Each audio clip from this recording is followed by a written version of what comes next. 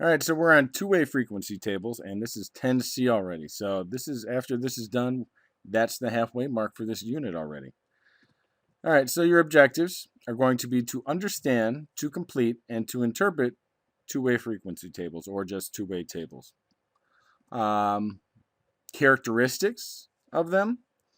One, data can and will be split into two sets of categories. What I mean by that, well, you'll see. It's easier to see it than to explain it. One category set is going to be rows. The other one's going to be columns. Okay, totals for each row and column go on the ends with the overall total going in the lower right corner. Data can also be read across or down depending on the category and represents the frequency of the response. So the numbers you see in there are going to be the frequency of that particular response for that category. All right, so this is what a two-way frequency table looks like. So here we've got our title, important, so you know what we're talking about. So again, this part here, important. We'll write that down. Okay. Yep. It'd help if I could spell. It's the nice weather. Important. Title. All right. So and this one happens to be favorite leisure activities. So here we have one set of categories, which is, splits it into dance, sports, TV. And then here we have another set, men and women.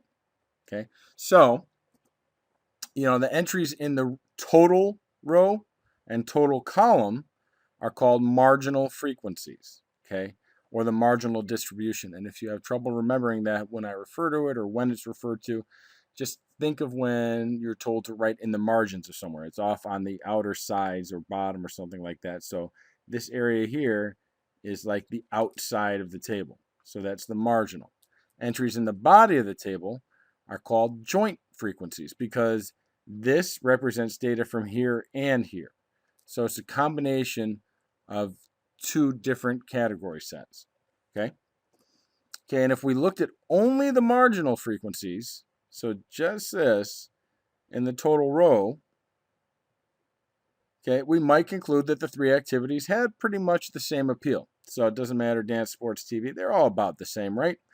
But if you happen to look at men, okay, they showed a not nearly the amount of preference to dancing as women do. So that's where this joint frequency comes into play. So let's move on to what we're going to do with this. So let's start with some sample questions that could be asked. Okay, so what percent of men prefer to go dancing? Well, to do that, you say, well, let's see, I've got two men, and I go down because it's dancing. So dancing is a column, and the total is 18. So I would divide 2 by 18, and that would give me something like, let's see. I don't have a calculator handy, so I'll just do this real quick. So it looks like that's going to be about 11%. Okay, so only 11% of men prefer to go dancing. That sounds about right. What percent of TV viewers were women? Well, if you go to the TV viewers area, we have 16 for our total and 8 for women. So you divide 8 by 16, which would give you about, would give you exactly 50%. Out of all the participants, what percentage of men prefer to play sports? Okay, so when you have questions like this, when it says out of all the participants, that's this number here, that 50. Okay?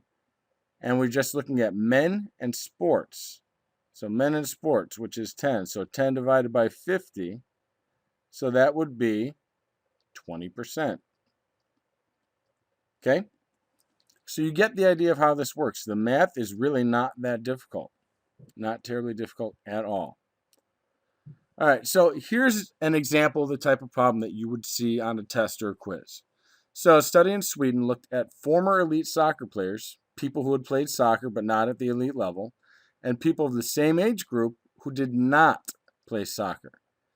Here's a two-way table that classifies these individuals by whether or not they had arthritis of the hip or knee by their mid-50s. So what they're asking you to do is fill in the row and column totals, so these areas here. Okay. On that, and this, and that. And how many, they're also asking how many people are described in the two-way table. How many of these people have arthritis of the hip or knee? And find the percentage of each group who have arthritis. And finally, what do these percentages say about the association of playing soccer and having arthritis later in life?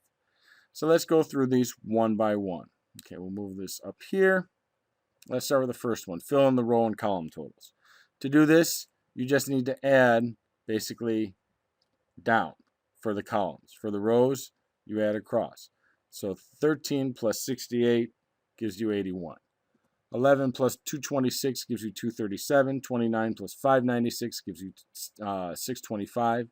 Now for the bottom one, you're going to add all these across. So 81 plus 237 plus 625 equals 943. Okay. Now when we add in the rows, 68 plus 226 plus 596 gives you 890.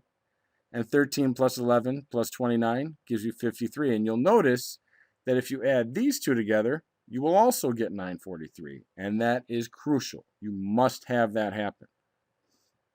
Okay, how many people are described in the two-way table? Well, in that case, we have 943 because that's how many total people we have. All right. How many of these people have arthritis of of the hip or knee? Well, all these people have arthritis going across that top row. Our total is 53, so that means that 53 have arthritis of the hip or knee. Find the percentage of each group who have arthritis. Well, for elite, we have 13, right, out of 53, because they're asking the percentage of each group who have arthritis. So that's basically each of these individual groups divided by the total. So 13 divided by 53 is about 24.5%. Non-elite is 11 divided by 53, which is about 20.8%. And did not play is 29 divided by 53, which is about 54.7%. Okay, and what do these percentages say about the association of playing soccer and having arthritis later in life? Well, you could say a number of different things. You could say that if you don't play soccer, you have a greater risk of arthritis later in life. If you do play soccer, you have less of a risk of arthritis later in life. So there's a few different answers you could make. And you know what? If all of these percentages were close, you would just say, it really doesn't matter if you play soccer or not. Your risk is the same for arthritis. Or you could be technical and say there's no correlation between playing soccer or not playing soccer and arthritis. All right. So just some tips here. Okay, double check your calculations. When you're doing percentages across a row or column, they should always add up to 100. Only when you're going across a row or a column. Okay, make sure that you're answering the questions that are being asked. Like the arthritis question was a good one. Okay, it asked, out of the people who had arthritis, basically like how many elite, what's the percentage of elite, the percentage of non-elite. Okay, so it's easy to read that as a column instead of a row, so be careful with that. And finally, read the questions carefully. So not only do the calculations correctly and make sure you're answering what's being asked, but read the questions carefully, as always. All right, one more video this week. I do have some kind of hopefully fun stuff planned for the next couple weeks as far as like other than just boring worksheets. So make sure you're watching these so you know what you're doing and you can participate in that instead of just sitting there taking notes out of your book and doing worksheets. All right, have a good day, guys.